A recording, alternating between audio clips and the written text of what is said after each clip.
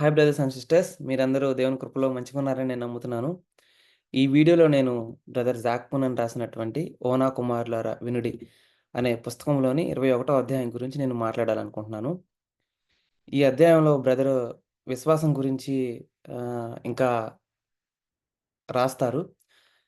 ఆహ్, అయితే ఇక్కడ విశ్వాసంలో మొదటి సెక్షన్‌లో ఏం రాస్తారంటే, విశ్వాసాన్ని మరియు హేతువుని ఆధారం చేసుకొని దేవునికి విధేయత చూపించటం. అంటే ఏదో ఒక కారణం అనేది మనకర్థమైంది గాబట్టి దేవునికి విధేయత చూపించటం. దేవుడు ఎందుకు విధేయత చూపించమంటున్నాడో చెప్పకుండా కేవలం ఆజ్ఞను ఇస్తే దానికి విధేయత చూపించకపోవటం అనే దాని గురించి బ్రదర్ రాస్తారు. రెండవదిగా విశ్వాసము అనగా దేవునిలో సంపూర్ణ ధైర్యం కలిగి ఉండుట. ఆ విశ్వాసాన్ని బట్టి అనే దాని గురించి ఇంకొక సెక్షన్ రాస్తారు. అయితే నేను ఈ వీడియోలో విశ్వాసాన్ని మరియు హేతువు అనే దాని గురించి బ్రదర్ ఇక్కడేమి రాసారో దాని గురించి నేను మాట్లాడాలనుకుంటున్నాను. దేవుని చిత్తమైతే దేవుని యందు సంపూర్ణమైనటువంటి ధైర్యం కలిగి ఉండటం, కాన్ఫిడెన్స్ దేవునిలో కలిగి ఉండటం, విశ్వాసం ద్వారా అనే దాని గురించి నేను ఇంకొక వీడియో చేద్దామనుకుంటున్నాను. అయితే ఈ ఫస్ట్ సెక్షన్‌లో బ్రదర్ ఇక్కడ సెకండ్ పారాగ్రాఫ్‌లో ఏం రాసారో దాన్ని నేను చదవాలనుకుంటున్నాను. బ్రదర్ ఇక్కడ ఇలా రాస్తారు. ఇక్కడేం రాస్తారంటే, కారణమును బట్టి గాక విశ్వాసమును బట్టి విధేయత చూపించాలని దేవుడు కోరుచున్నాడు. మంచి చెడ్డల తెలివినిచ్చు వృక్ష ఫలములను ఎందుకు తినగూడదని దేవుడు ఆదాముతో చెప్పలేదు. దేవుడు తనను ప్రేమించుచున్నాడనియు, మరియు తన మేలు కొరకే దేవుడు ఆజ్ఞాపించుచున్నాడనియు ఆదాము తెలుసుకొనిన చాలును. నీ స్వబుద్ధిని ఆధారము చేసుకొనక నీ పూర్ణ హృదయముతో యెహోవా యందు నమ్మకముంచుము. కాబట్టి ఆదాము ఓడిపోయినప్పుడు దేవుని యొక్క ప్రేమలోను మరియు దేవుని యొక్క జ్ఞానంలోను విశ్వాసం ఉంచకపోవటే కారణము. ఈ విషయంలోనే మనము కూడా ఓడిపోయేదము. So, brothers and sisters, first నేను హేతువును వెతికి దేవునికి విధేయత చూపించడం అంటే ఏంటో, లేతే కారణాన్ని వెతకడం అంటే ఏందో ఆహ్, నేను ఫస్ట్ ఇక్కడ మాట్లాడాలనుకుంటున్నాను.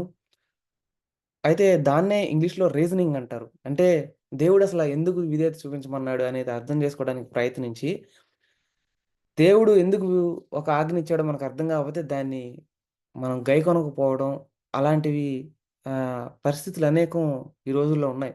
దేవుడు అదెందుకు ఆజ్ఞాపించాడు, ఇదెందుకు ఆజ్ఞాపించాడని ప్రశ్నించడం, ఆ ప్రశ్నకి సరైన సమాధానం వాళ్ళకి దొరకలేదనిపించినప్పుడు దేవుని యొక్క నామాన్ని తృణీకరించడం అనేది విశ్వాసుల్లో కూడా అనేక మందిలో మనం చూస్తా ఉన్నాము. అయితే ఆహ్, ఈ ఒక విషయం అనేది జరిగినప్పుడు మనం చూస్తున్నప్పుడు అది ఎందుకు జరిగింది? ఎలా జరిగిందని తెలుసుకునేటువంటి శక్తిని దేవుడే మనకిచ్చారు.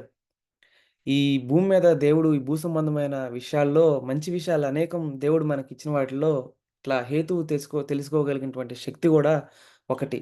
అలాంటివి మంచి సంగతులు ఇంకా ఏమున్నాయంటే డబ్బు, లేకపోతే మనిషి యొక్క మేధస్శక్తి, లేకపోతే అందము ఇట్లాంటి అనేక విషయాలు మనం చెప్పుకోవచ్చు. ఈ భూ సంబంధమైన విషయాలు అనేకమైనవి మంచిగున్నవి. ఇవన్నీ కూడా దేవుని మహిమార్థం దేవుడిచ్చారు. అయితే వాటిని ఎలా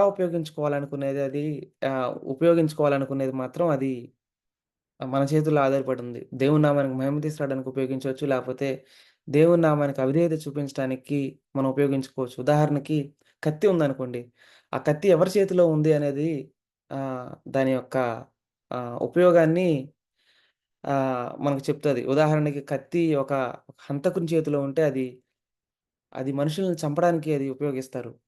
లేకపోతే అది ఒక డాక్టర్ చేతిలో ఉంటే మనుషుల యొక్క జీవితాల్ని బాగు చేయడానికి ఉపయోగిస్తారు.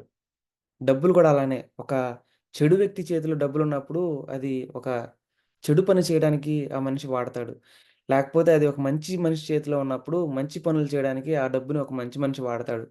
అదే విధంగా కారణాన్ని, హేతువుని తెలుసుకోగలిగినటువంటి బ్రెయిన్, మెదడులో ఉన్నటువంటి ఆ శక్తిని గూడా దేవుడు మనకు మంచి కోసం దేవుడది ఇచ్చారు. కాబడితే దాన్ని మనం ఎలా ఉపయోగిస్తాం అనేది మన చేతుల్లో ఉంది. ఉదాహరణకి బైబిల్ చదివే విషయాన్ని గురించి నేను మాట్లాడితే అనేక మంది ఆలోచిస్తారు కయ్యూనికి భార్య ఎక్కడి నుంచొచ్చిందని. దాని వలన నాకు తెలిసినంత వరకైతే దేవుని యొక్క స్వభావాన్ని బట్టి, లేతే దేవుని యొక్క విధి విధానాలను బట్టి తెలుసుకోవడానికి అట్లాంటి ఆలోచన ఎందుకు ఉపయోగం లేదనిపిస్తది. కయ్యూనికి భార్య ఎక్కడి నుంచి వచ్చిందో అనేది రాయబడలేదు. మనం దాని గురించి ఎక్కువ ఆలోచించాల్సిన అవసరం గూడా లేదు. కానీ దేవుడు ఇశ్రాయేలీయుల విషయంలో అనేక సంవత్సరాలు మౌనంగా ఉన్నాడు. లేకపోతే ఆయన యొక్క దాసుల విషయంలో అనేక సంవత్సరాలు మౌనంగా ఉన్నాడు. అబ్రహాం విషయంలో 13 సంవత్సరాలు దేవుడు మౌనంగా ఉన్నాడు. మోషే విషయంలో ఆహ్, ఒక 40 సంవత్సరాలు దేవుడు మౌనంగా ఉన్నాడు. యేసు ప్రభు జీవితంలో గూడా మొదటి 30 సంవత్సరాలు ఖచ్చితంగా ఏం జరిగిందనేది బైబిల్‌లో రాయించలేదు దేవుడు. అలాంటి వాటి గురించి మనం ఆలోచించడం ద్వారా దేవుని యొక్క స్వభావాన్ని ఇంకొంచెం మనం నేర్చుకోగలం. దేవుడు అక్కడ మౌనంగా ఎందుకున్నాడు? ఆ టైంలో ఏం చేస్తున్నాడని. So, brothers and sisters brother కూడా ఇక్కడ ఈ అధ్యాయంలో ఎక్స్‌ప్లెయిన్ చేస్తూ దేవుడు కొన్ని ఆజ్ఞలనిచ్చినప్పుడు మనకెందుకు ఆ ఆజ్ఞలనిచ్చాడనేది మనకి దేవుడు చెప్పలేదు.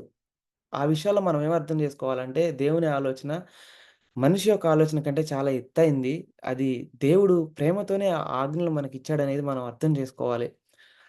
బ్రదర్ గూడా సామెతల గ్రంథం 3 అధ్యాయంలో 5 వచనంలో రాయబడినట్టు, మన సొంత బుద్ధిని ఆధారం చేసుకోనకుండా దేవుని మీద నమ్మకం ఉంచమని మనకు గుర్తు చేస్తారు. దేవుడు గూడా ఆయన్ని నమ్మటం ద్వారా విశ్వాసంతోటి విధేయత చూపించాలని కోరుకుంటున్నాడు గానీ, ఒక ఆజ్ఞ దేవుడు ఎందుకిచ్చాడు అనేది మనం అర్థం చేసుకోవడం వలన మాత్రమే మనం దేవునికి విధేయులవ్వాలని దేవుడు కోరుకోవట్లేదు. సో, బ్రదర్స్ అండ్ సిస్టర్స్, నేను చెప్పేదేంటంటే, దేవుడు ఇచ్చిన ఆజ్ఞల్ని అవి చిన్నవైనా, పెద్దవైనా అవి మనకు కాదులే, ఆ టైంలో వాళ్ళకి రాశాడులే అనేదాన్ని మనం ఆలోచించకుండా, దేవుడు మనకిచ్చిన ప్రతి ఒక్క ఆజ్ఞ గూడా మనం మన జీవితాల్లో అవలంబించి, దేవుని స్వభావంలోకి మారటానికి అవి ఇచ్చాడని మనం తెలుసుకొని, మనం వాటికి విధేయత చూపించాలనేదే నా యొక్క ఆశ, నా యొక్క ఆహ్, అండర్‌స్టాండింగ్ దీన్ని బట్టి బ్రదర్స్ అండ్ సిస్టర్స్. సో, ఈ వీడియో అనేది మీకు ఏదో ఒక రకంగా మీకు సహాయం చేస్తది ఆత్మీయంగా ఎదగటానికని నేను నమ్ముతున్నాను. దేవుడు ఈ వీడియోని ఆశీర్వదించును గాక brothers and sisters. Thank you.